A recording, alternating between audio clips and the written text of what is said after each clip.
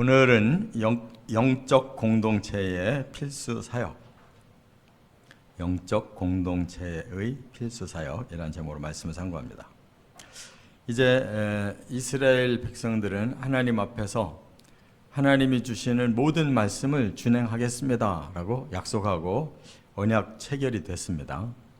그런데 하나님이 모세를 산 꼭대기로 부르셔서 이제 40일 동안 밤낮으로 이제 계시를 이제 주시는데, 이 계시는 크게 두 가지로 나눠집니다. 하나는 이제 일반 율법, 말하자면 그 윤리법이라고 우리가 말할 수가 있고, 또 하나의 법은 이제 제사법, 하나님 앞에서의 그 제사를 어떻게 드려야 되느냐, 이 두 가지가 이제 크게 율법의 핵심입니다. 그러면 왜 그 율법 613가지 중에 핵심이 10가지인데 왜 그것을 주시고, 또 제사법, 이제 성막을 만들어서 하나님 앞에 어떻게 제사를 드리고 어떻게 공동체가 이제 하나님의 뜻을 이룰 거냐, 왜 두 가지를 주셨느냐면, 율법은 사람들이 꼭 지켜야 될 법을 말하는 겁니다. 그런데 그 법을 지킬 수 없다는 거 하나님 아셔요. 그렇기 때문에 그 율법을 100% 지켜서 하나님 백성 되는 게 아니고, 먼저 하나님을 믿으니까 하나님 백성을 만든 거예요. 그리고 하나님 백성답게 이제 길을 내니까 율법을 주신 거예요. 근데 그걸 완벽하게 행할 수 없는 사람이라는 걸 알으니까 제사법을 만들어서 하나님이 죄를 용서해 주시는 거예요. 그러니까 이 모든 구약의 율법도 결국은 복음입니다. 사람이 100% 지켜서 구원받는 게 아니에요. 이미 구원은 믿음으로 받은 거예요. 아브라함도 믿으니까 언약을 주셔서 구원시키고, 이삭도, 야곱도, 이제 12지파인 이스라엘 민족도 그냥 하나님 믿는다는 이유로 받아들인 거예요. 그리고 율법은 하나님의 백성답게 성숙하라고 주셨고, 그걸 못하고 죄와 허물이 계속 남아있으니까 그걸 제사로서 해결해 줬는데, 짐승의 제사이기 때문에 그는 무한정 계속 반복해야 되는, 말하자면 예표에 불과한 거예요. 그래서 예레미야 31장에서 예루살렘이 멸망함으로 선민이 망하는 것을 예레미야가 보고 있을 때, 슬퍼 울고 있을 때, 내가 이제 새 언약을 주겠다. 이제 너희의 마음속에 내 법을 넣어주고 너희의 생각 속에서 이제 법을 지키게 하겠다. 이렇게 말씀한 것은 이제 복음을 우리의 마음에 믿고 성령이 임해서 그 복음으로 우리를 끌고 가시겠다는 거예요. 그래서 구원받는 거라는 거예요. 그 새 언약이 이루어질 때까지는 이제 이 구약의 이 옛 언약으로 사람들을 만들어 가시려고 하는 것입니다. 자, 그런데 모세가 40일 동안 말씀을 받는 가운데 이스라엘 공동체는 어떻게 되냐면 밑에서 기다리고 있어야 돼요. 그래서 하나님이 아론과 그 장로들에게 이제 맡겨라. 밑에서 이제 기다리게 잘 섬기고 있게 해라. 그리고 너는 이제 올라와라. 그래서 이 이스라엘 영적 공동체가 이제 처음으로 이제 정상화가 될 수 있는 그런 기회가 온 거예요. 그런데 여기서 첫 번 실패를 해요. 모세가 40일 동안 계시받고 하나님과 영적 교제를 하고 있는 동안에 밑에서 사람들이 모세가 안 내려오니까 막 조급증이 생기고, 그래서 아론에게 뭐라 그래요? 빨리 우리 신을 만들어 달라. 우리가 이러다가 여기서 그냥 다 멸절하면 어떡하냐. 그래가지고 막 백성들의 그냥 강력한 그 억압에 눌려가지고 금부치를 다 너희들 내놔라 해서 애굽에서 믿던 송아지 신을 만들어 놓고 이게 여호와다, 이 여호와를 섬겨라 이렇게 하는 바람에 3천 명이 죽어요. 대실패를 거둬요. 그러니까 영적 공동체라는 게 뭔가를 알아야 된다 이 말이에요. 그래서 세 가지로 우리가 꼭 깨달아야 돼요. 첫째, 12절에 보면 하나님이 주시려고 하는 게 첫 번째 말씀이잖아요. 말씀을 제대로 우리가 깨닫고 그 말씀을 배워야 공동체가 건강해질 수 있기 때문에 하나님이 제일 먼저 주시려는 것이 말씀이에요. 그래서 그 613가지의 그 말씀을 그냥 한꺼번에 다 줄 수가 없으니까 핵심 10가지 계명을 하나님이 징표로 주셨는데 그게 돌에다가 깎아서 앞뒤로 깎아가지고 두 돌판을 주신 거예요. 그 두 돌판을 이제 가지고 내려와서 그 두 돌판을 기준으로 살으라는 거예요. 그것을 이제 계속 기억하기 위해서 여호와의 성소에 그 지성소 안에다가 넣어놓으라는 거예요. 법궤 속에다 넣어놓으라는 거예요. 항상 이스라엘 공동체는 말씀대로 간다는 거예요. 이렇게 하나님께서 모세에게 주신 것이 이제 이스라엘 백성들을 끌고 가는 그런 하나님의 진리인데 40년 동안 이들이 딜레이를 하잖아요. 못 가고 그냥 광야에 머물러요. 그는 2년 만에 들어갈 수 있도록 하나님이 해놨는데 그들이 가나안 땅에 정탐하고 나서 질려버린 거예요. 그 사람들은 거인들이고 막 장대 같고 우리는 거기에 비하면 메뚜기 같은데 어떻게 우리가 거길 쳐들어가냐. 그렇게 10명의 정탐꾼이 반대하고 일어나는 바람에 40일 정탐한 그 기간을 벌로써 주셔요. 그걸 연으로 바꿔서 너희는 40년 동안 못 들어간다. 광야에서 훈련해야 된다. 그래가지고 2년을 뺀 38년을 빙빙 돌고 훈련 더 한 거란 말이에요. 그러니까 하나님의 말씀을 제대로 배워야 되는데 그게 안 됐어요. 그래서 40년이 끝나면서 모세가 이스라엘 백성들에게 나도 못 들어간다. 그러나 너희가 들어가면은 이렇게 말씀을 지켜야 된다라고 가르쳐 준 것이 신명기예요. 신명기는 3번의 설교예요. 그 모세가 3번의 설교를 나눠서 한 것이 신명기인데 거기 6장에 보면 24절, 25절 말씀을 주신 목적을 아주 분명하게 전해줬어요. 여호와께서 우리에게 이 모든 규례를 지키라 명령하셨으니 이는 우리가 우리 하나님 여호와를 경외하여 항상 복을 누리게 하기 위하심이며 그러니까 말씀은 하나님을 경외할 수 있는 그런 정답을 알게 하고 그 다음에 하나님을 경외해야 그 다음에 백성들에게는 진정한 복이 임하는 방법이고 그 다음에 또 여호와께서 우리를 오늘과 같이 살게 하려 하심이라. 산다는 말이 생명을 말하는 거예요. 범죄했던 자들 60만의 장정이 다 죽었잖아요. 그 새로운 세대가 이제 가나안 땅에 들어갈 거네. 너희들이 지금 이렇게 생명을 얻은 것처럼 하나님의 말씀을 통해서만 진정한 생명이 주어진다는 것을 말하는 거란 말이에요. 그 다음에 우리가 그 명령하신 대로 이 모든 명령을 우리 하나님 여호와 앞에서 삼가 지키면 말씀대로 살면 우리의 의로움이니라 그래서 하나님이 너희를 의로운 자다라고 인정하실 거다. 그래야 가나안 땅은 하나님과 사람이 의로움으로 완성되는 나라가 될 거다 하는 거예요. 하나님이 최후의 기준이 뭐냐? 의와 불의를 가지고 심판하는 거예요. 불의한 자는 멸망시키고 의로운 자는 하나님 나라로 부르는 거란 말이에요. 이게 말씀이에요. 그러니까 첫째가 하나님의 진리를 우리가 알고 그 진리를 향하여 가는 거란 말이에요.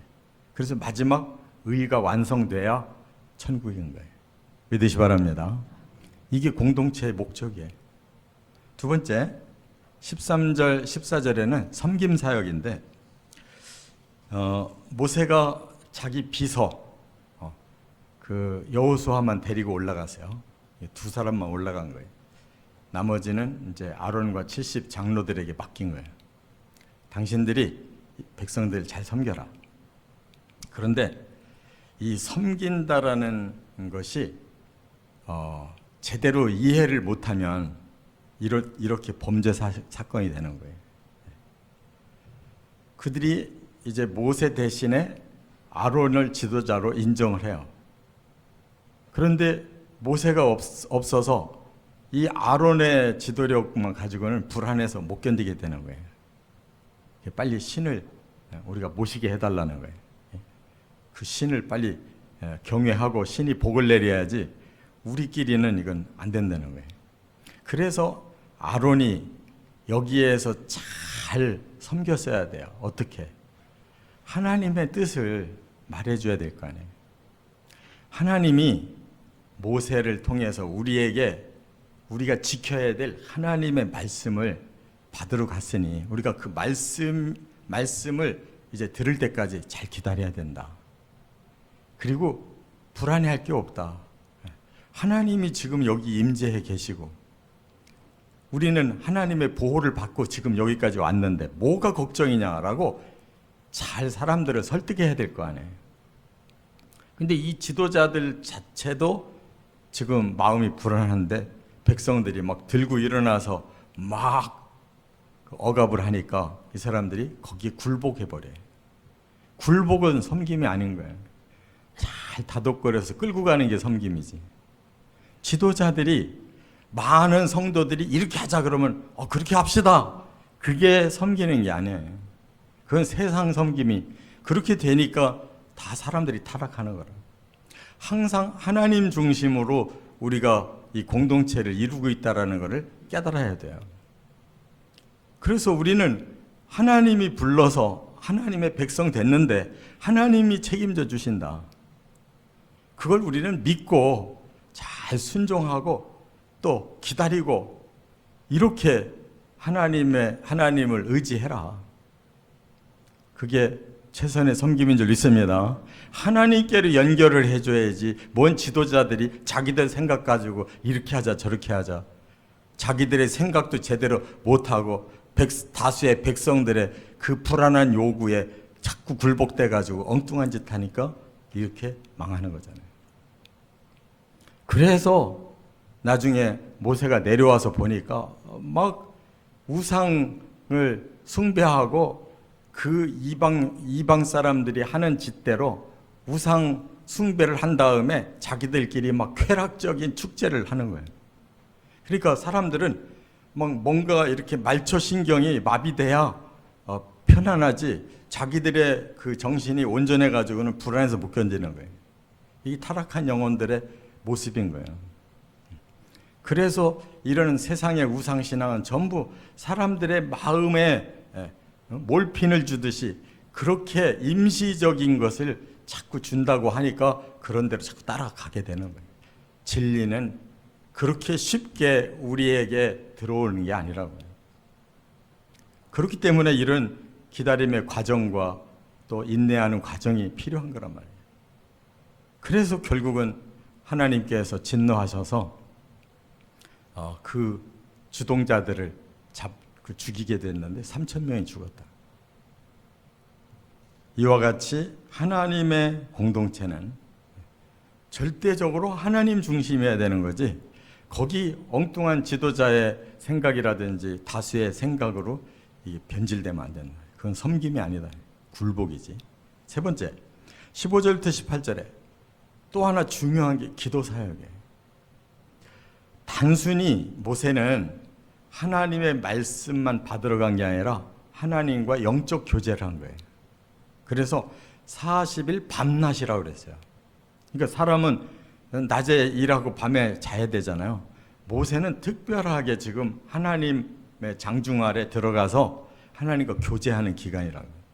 40일 밤낮을 그는 인간적인 조건이 아니라 신적인 그러한 영향력 안에서 하나님과 교제한 거란 말이에요. 그 증거가 뭐냐?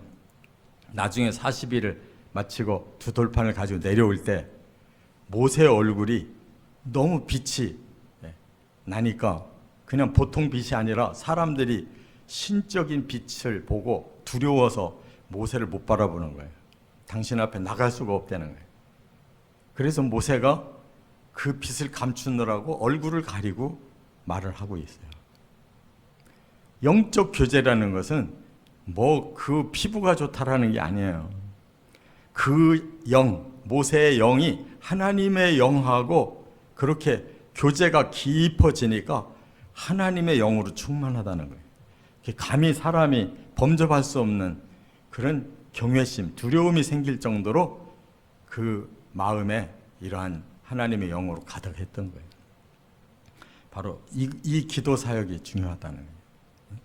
하나님의 교회가 세상보다 뭐 돈이 많거나 뭐 건물이 뭐 화려하거나 뭐 똑똑한 사람들이 많아서 하나님 공동체가 귀한 게 아니고 하나님의 영성이 충만해야 귀해지는 거예요.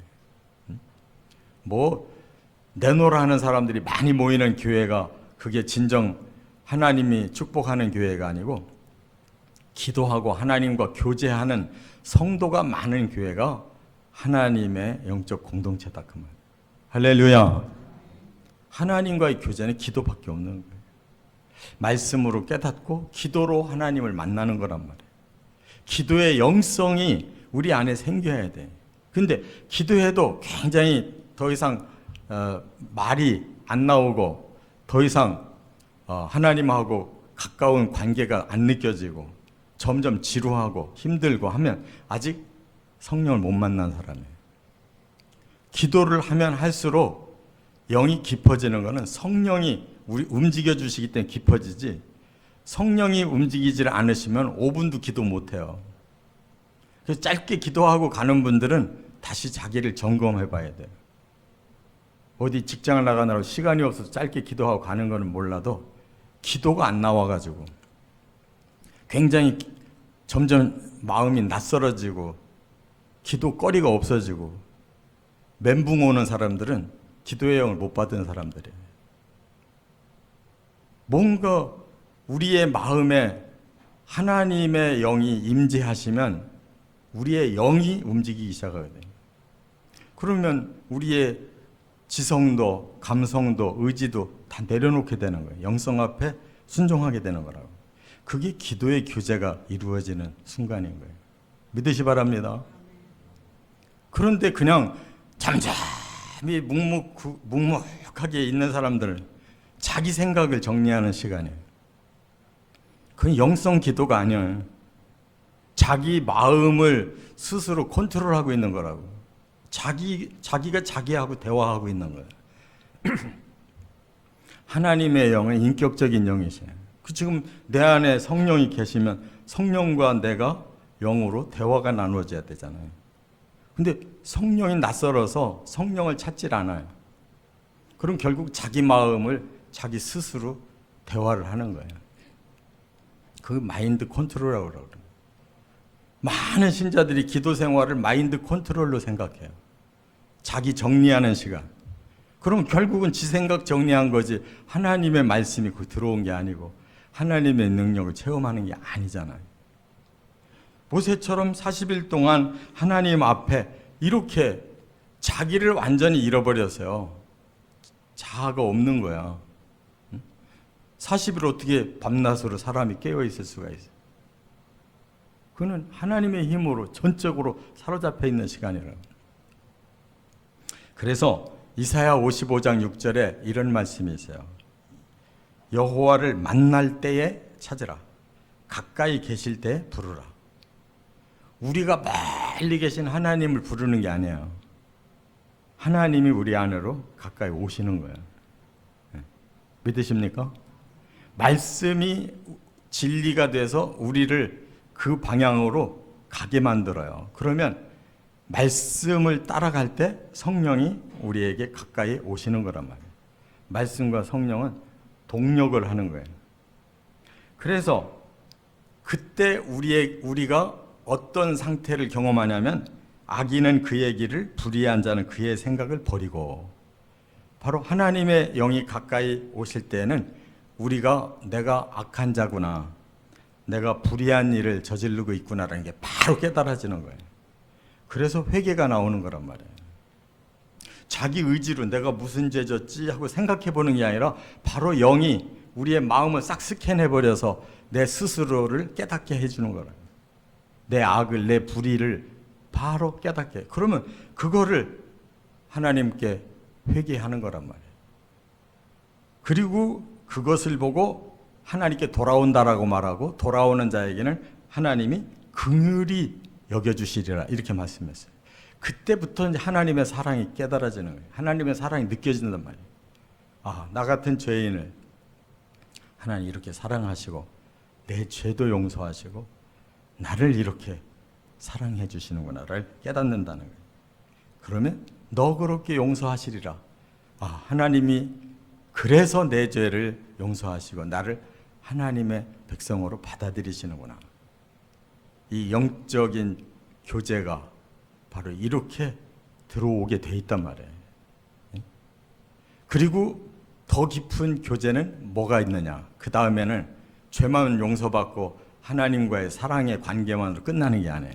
뭐를 주시겠다고 했냐? 하나님의 비밀을 알려주시겠다는 거예요. 그래서 영적 교제가 깊어져야 되는 거예요. 뭐라고? 8절에 내 생각이 너희의 생각과 다르며 내 길이 너희의 길과 다름이니라. 하나님의 생각하고 사람 생각이 너무 달라요. 하나님의 길과 사람의 길이 너무 달라요. 그럼 어떻게 해야 돼요? 이는 하늘이 땅보다 높음 같이 내 길은 너희의 길보다 높으며 내 생각은 너희의 생각보다 높음이니라. 다르다라고 하는 정도가 아니라 이제는 높낮이의 차이라는 거예요. 하나님의 계획은 높고 우리는 너무 미천해서 모르고 사는 거예요. 그래서 영성의 기도 생활이라는 것은 하나님의 비밀이 점점 깨달아지고 내가 그 진리와 그 능력을 힘입으면서 점점 따라 올라가는 거란 말이에요. 그게 기도 생활이고 신앙 생활이에요. 할렐루야. 어제보다 오늘이 더 하나님의 뜻을 더 많이 알고 오늘보다 내일이 하나님의 뜻을 더 깊이 깨달아가는 것이 이게 영성 생활이란 말이에요. 지금 모세는 그게 이루어지고 있는데 땅바닥에서 아론이 이끌고 있는 백성들은 지금 점점 타락하고 있는 거예요. 이렇게 대비가 되잖아요. 한쪽은 신의 형상으로 변화하는데 한쪽은 마귀짓을 해가지고 3,000명이 죽어나가는 상황이 되잖아요. 어떤 공동체가 돼야 되겠냐. 바로 우리는 우리가 주관하는 교회의 신앙생활이 아니에요.